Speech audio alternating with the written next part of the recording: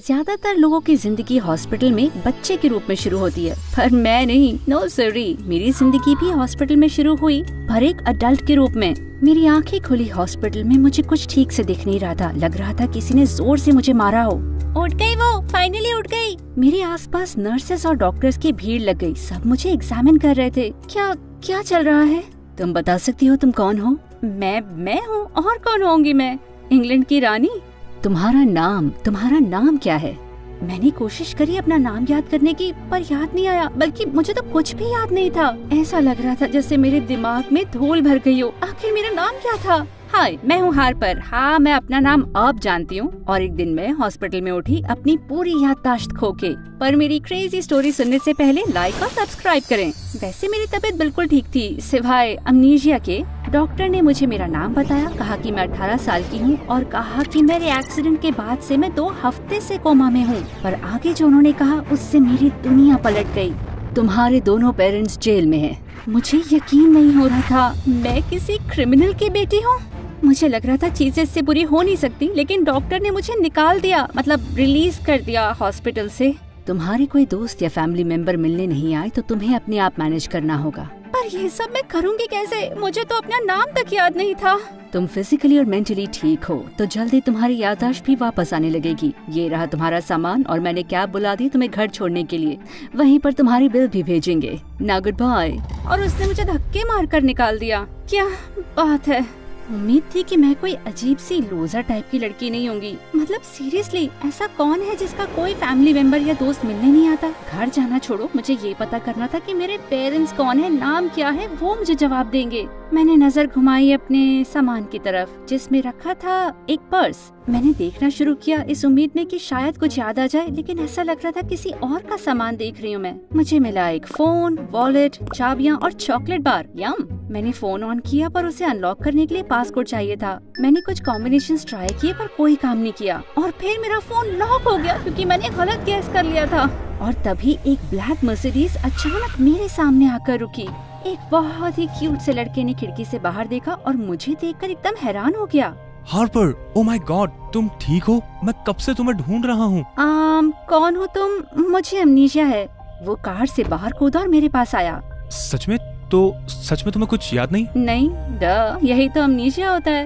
ये लड़का दिखने में तो अच्छा था, पर थोड़ा बुद्धू लग रहा था। मैं मेसन हूँ, तुम्हारा पड़ोसी, और तुम्हारा दोस्त। मेरा दोस्त?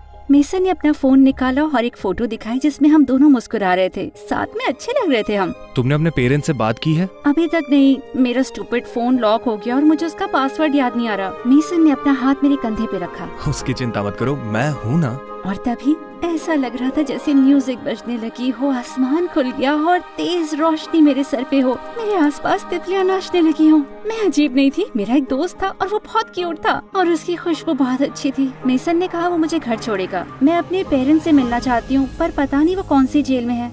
चिंता मत करो, मैं पता करके मिलवाने ले जाऊंगा। और तभी मेरे पेट से जोर से गुड़गुड़ आवाज आई। पर पहले पिज्जा खाने चलते हैं, एक स्लाइस ले लेंगे पास की शॉप से। एक स्लाइस? मैंने 2 हफ्ते से कुछ नहीं खाया है। मेसन हंसा और मुझे घर ले जाने से पहले एक एक्स्ट्रा लार्ज पिज्जा ला के दिया। 20 मिनट बाद हम एक बड़े से लग्जरियस अपार्टमेंट के पास आए। वाह, मैं यहाँ रहती हूँ क्या? हाँ, हम दोनों यहाँ रहते हैं, मतलब मैं तुमसे नीचे के फ्लोर पर रहता हूँ। मेसन तो परफेक्ट जेंटलमैन था। उसने कार से बाहर आने में मदद की, सारे दरवाजे खोले और डोरमैन को अच्छी सी टिप भी दी। हम एलिवेटर में पेंटहाउस फ्लोर पर जाने के लिए चढ़े तो मेसन का हाथ मेरे हाथ से छुआ और मेरा दिल धड़कने लगा। मेसन ने कहा था हम बस दोस्त हैं, पर ऐसा लगता था कि हम उससे ज्यादा हैं। सोचा मैं उससे पूछ लूं, पर मुझे शर्म आ गई। अगर वो मुझे वैसे पसंद ना करता हो तो सब खराब हो जाएगा। मैं उसे डराना नहीं चाहती थी तो मैं चुप रही। मेरा घर बहुत बड़ा था और अंदर से इतना फैंसी था।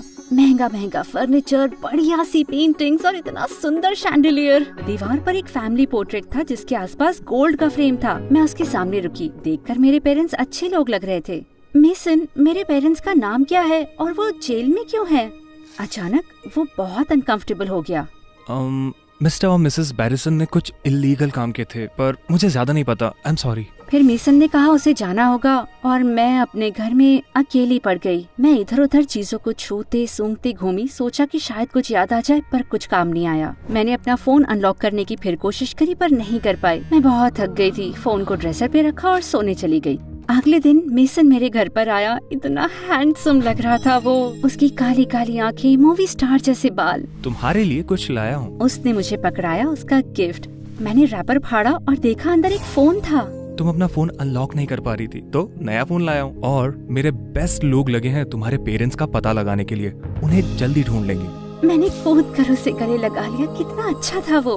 बाद में उस दिन मैंने अपने पेरेंट्स के बारे में ऑनलाइन सर्च किया अपने फोन पर कुछ मिला नहीं। उनसे मिलने का इंतजार करना पड़ेगा, पर शुक्र है मेसन था मेरे साथ और हम दोनों रोज मिलने लगे। कभी उसके घर, कभी मेरे घर, कभी रेस्टोरेंट्स, कभी म्यूजियम्स। एक दिन हम पार्क में घूम रहे थे और हमने देखा कि कुछ बच्चे आइसक्रीम ट्रक की तरफ भाग रहे हैं, पर एक लड़का साइड में खड़ा था दुखी शक्ल बना के। ए बच्चे, क्या हो गया? मेरे पास आइसक्रीम के लिए पैसे नहीं है। वेल, मैं तुम्हारे लिए बनाना स्प्लिट खरीद दूं या फिर 2 स्कूप कुकी और क्रीम के? और अचानक से कुछ बच्चे पता नहीं कहां से आ गए। उनके पास भी आइसक्रीम के पैसे नहीं थे, तो मैंने सबको 100 रुपए पकड़ा दिए और वो खुशी से चीखते हुए आइसक्रीम ट्रक की तरफ दौड़े। मैंने मुड़कर देखा तो मेसन मेरी तरफ मुस्कुरा कर देख रहा था। क्या चिड़िया ने मेरे सर पे पॉटी करी क्या? अरे यार, ये बड़ा बकवास है। नहीं, मुझे बस लगता है कि तुम बहुत अच्छी हो। फिर उसने मुझे अपनी बाहों में लिया। हम दोनों के चेहरे इतने पास थे। मेसन, क्या तुम और मैं कभी दोस्त से ज्यादा थे? नहीं, पर मैं होना चाहता था, अब हो सकते हैं। और फिर उसने मुझे बहुत अमेजिंग किस दी। मैं तो उसकी बाहों में खो गई थी। कुछ दिनों के बाद मेसन मुझे एक्वेरियम लेके गया, लेकिन जब मैंने बच्चों को उनके पेरेंट्स के साथ देखा तो मैं थोड़ी उदास हो गई। हे, अब भी अपने पेरेंट्स के बारे में सोच रही हो? हाँ, मुझे अभी वो याद नहीं है, अच्छी तरह से नहीं, पर मैं उनसे मिलके बात करना चाहती हूँ। शायद तब मुझे कुछ याद आ जाए। मेसन ने आह भरकर मेरा हाथ अपने हाथ में लिया। सुनो हापर, मुझे वो मिल गए हैं और हम जल्दी उनसे मिलने जा सकते हैं, पर उसके पहले तुम्हें कुछ बताना चाहता हूँ। पहले बता देना चाहिए था, पर इससे पहले मेसन की बात खत्म हो, एक लड़की चीखते चिल्लाते हमारे पास आई। OMG हार्पर, ये तुम हो क्या? हे, माफ करना, मुझे तुम याद नहीं। मेसन ने मेरे पीछे छुपने की कोशिश की। और मेसन? हाय जैकी। मैं जानती थी। क्या जानती थी? ओह हार्प, तुम कितनी मजाकिया हो। मैं दोस्त हूँ तुम्हारी और मैं जानती थी तुम्हें मेसन पे क्रश है।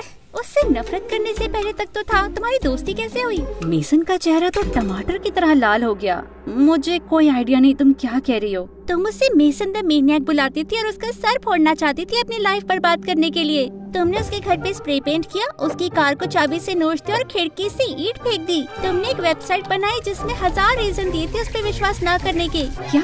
ये क्या बकवास है? मैं ऐसा क्यों करूँगी उसके साथ? हाँ, थोड़ी साइको हो गई थी, पर मेसन के आर्टिकल की वजह से ही तो तुम्हारे पेरेंट्स जेल गए।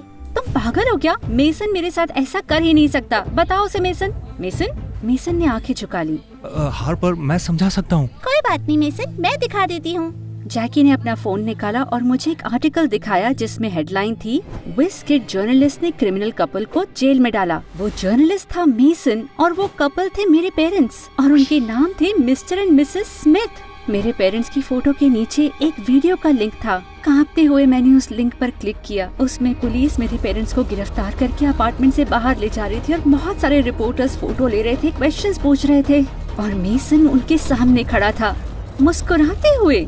हमने कुछ नहीं किया, हम निर्दोष हैं। वो मेसन हमें फंसाना चाहता है। तभी अचानक मैं बिल्डिंग से भागते हुए आई और मेसन के ऊपर कूद गई। हम रिपोर्टर्स के ऊपर गिरे और वीडियो वहीं बंद हो गया। ये वैसा नहीं है जैसा दिखता है। हाँ, वैसे ही है। मुझे यकीन नहीं हो रहा था। अचानक मुझे इतना गुस्सा आया कि मेरे हाथ कांपने लगे। मैंने मेसन को खींच के तमाचा मारा और फिर वहाँ से चली गई। मैं टैक्सी पकड़कर घर गई और फिर पूरी रात मैंने रोते हुए निकाली। मेसन ने मुझे कई बार कॉल किया पर मैंने जवाब नहीं दिया। वो मेरे दरवाजे पर फूल भी लेकर आया पर मैंने इग्नोर किया। मैंने अपने पेरेंट्स को ऑनलाइन ढूंढा। मैंने मेसन का आर्टिकल ढूंढा और अपने पेरेंट्स के गुनाहों के बारे में पढ़ा। मेसन ने आरोप लगाया था कि उन्होंने बैंक्स, म्यूजियम, यहाँ तक कि बच्चों के हॉस्पिटल से पैसे चुराए थे। मेरे पेरेंट्स ने कहा वो निर्दोष और मेसन झूठ बोल रहा है। उसने मेरा दोस्त होने के बारे में भी झूठ कहा। तभी नफरत करती थी मैं उससे। एक रात जब मैं MSA पर लव स्टोरीज देख रही थी, नहीं, उस पर विश्वास मत करना, वो हॉट है लेकिन बुरा लड़का है, और ढेर सारी आइसक्रीम और कुकीज खा रही थी कि मुझे बिल्डिंग की रिसेप्शन डेस्क से फोन आया। मैम, आपकी माँ का फोन आया है, मैं कनेक्ट कर रहा हूँ आपसे। मैं तुरंत सीधी होकर बैठ गई। मेरी माँ मुझे जेल से कॉल कर रही थी। ओह हार्पर, कैसी हो तुम? हमने सुना तुम हॉस्पिटल में थी एक्सीडेंट के बाद और फिर तुम्हें छोड़ दिया गया। यहाँ मुझे कॉल नहीं करने दे रहे थे, फिर मैंने तुम्हारे मोबाइल पे कॉल किया। ओह बेटा, मैं कितनी परेशान थी।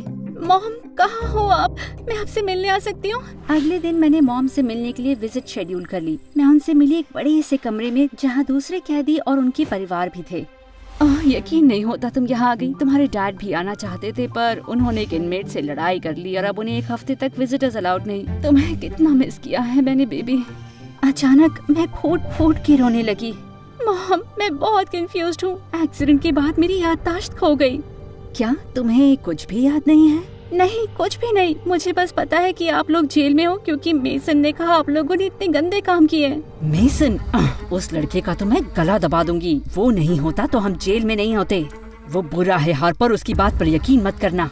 मैं सब कुछ बाद में समझा दूंगी पर अभी मेरी बात ध्यान से सुनना तुम। मॉम ने आगे बढ़कर धीरे से कहा, पैसे निकाल लो सेफ में से।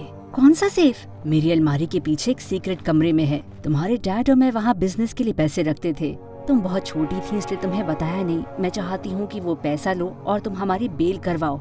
उसका कॉम्बिनेशन मेरी टेबल के ड्रॉर में है और सावधान रहना, हमारी कुछ गैंगस्टर्स से मिसअंडरस्टैंडिंग हो गई है। गैंगस्टर्स? ओ, मेरा मतलब बिजनेस एसोसिएट स्वीटी। उन्हें लगता है ये पैसे उनके हैं, गिद्ध कहीं के। तो अगर कोई भी अजीब आदमी अपार्टमेंट में आए ना तो दरवाजा मत खोलना। मॉम ने पीछे की तरफ इशारा किया। मैंने मुड़कर देखा तो एक डरावना सा आदमी जिसकी खोपड़ी पर टैटू बना हुआ था हमें गुस्से से घूर रहा था। घर पहुंचते ही मैं सीधा अपने पेरेंट्स के कमरे में गई, कॉम्बिनेशन ढूंढा और मॉम की अलमारी पर बने कीपैड पर टाइप किया। एक दीवार खुल गई। उस सीक्रेट कमरे में घुसी तो मैं हैरान रह गई। वो भरा हुआ था पैसों की बैग्स, गहनों और पेंटिंग से। वो सब कुछ जिसके बारे में मेसन ने अपने आर्टिकल में लिखा था मेरी आंखों के सामने था। मैं निराश हो गई। मेसन सही था, मेरे पेरेंट्स चोर थे। और तभी दरवाजे की घंटी बजी। मेरे पेरेंट्स के कमरे के स्क्रीन पर कैमरे की फुटेज आई और मैंने देखा कि 3 गुंडे जिनकी खोपड़ी पर स्कल बना है बाहर खड़े थे। हम जानते हैं तुम अंदर हो हार्पर, हमें अपना पैसा चाहिए। मैंने स्पीकर पर बोला, सॉरी हार्पर घर पे नहीं है, वो चांद पे चली गई है। उन गुंडों को गुस्सा आ गया और उन्होंने मेन डोर तोड़ दिया। मैंने बेडरूम का दरवाजा लॉक कर दिया। बहुत घबराते हुए मैंने मेसन को कॉल किया। मेसन ने पहली घंटी में ही फोन उठा लिया। क्या हुआ? तुम सही थे, मेरे पेरेंट्स बुरे लोग हैं और कुछ गुंडे मेरे पीछे पड़े हैं। मैं क्या करूं? मेसन ने मुझे खिड़की पर आने को कहा। मैंने झांक कर देखा तो वो नीचे से हाथ हिला रहा था। उसने मुझे नीचे उतरने को कहा। तुम पागल हो गए हो? मैं तुम्हें स्पाइडरमैन दिखती हूँ क्या? तुम बचपन में हमेशा इसी तरह से नीचे आती थी। अरे तो वो मुझे याद थोड़ी है। तभी मैंने सुना कि वो गैंगस्टर्स मेरे पेरेंट्स के रूम का दरवाजा तोड़े। ओके, शायद कुछ याद आ रहा है मुझे।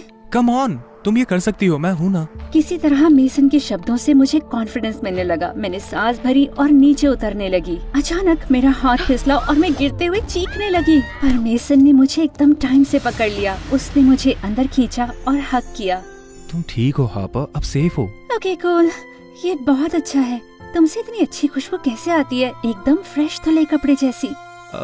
मुझे अभी पुलिस को कॉल करना है, तो मुझे छोड़ोगी थोड़ा? पुलिस ने आकर गैंगस्टर्स को पकड़ा और अरेस्ट करके उन्हें जेल भेज दिया। उसके बाद मेसन मुझे घर तक छोड़ने आया और जब हम मेरे दरवाजे तक पहुँचे तो मेरे आंसू बहने लगे। मेसन, क्या मैं अपने पेरेंट्स की जैसी बुरी इंसान थी? नहीं, तुम जानती भी नहीं थी कि वो क्रिमिनल्स हैं। तुम्हारे पेरेंट्स ने सबसे झूठ बोला अपने बिजनेस के बारे में सालों तक। पर मैंने तुम्हें इतनी ज्यादा तकलीफ पहुंचाई। तुम हॉस्पिटल आए क्यों मुझे ढूंढते हुए? क्योंकि तुम्हें चोट मेरी वजह से लगी थी। मेसन की बात सुनकर मैं हैरान रह गई। जिस दिन तुम्हारा एक्सीडेंट हुआ था, मैंने तुमसे तुम्हारे पेरेंट्स के बारे में बात करनी चाहिए, पर तुम गुस्से में अपनी कार में बैठकर चली गई।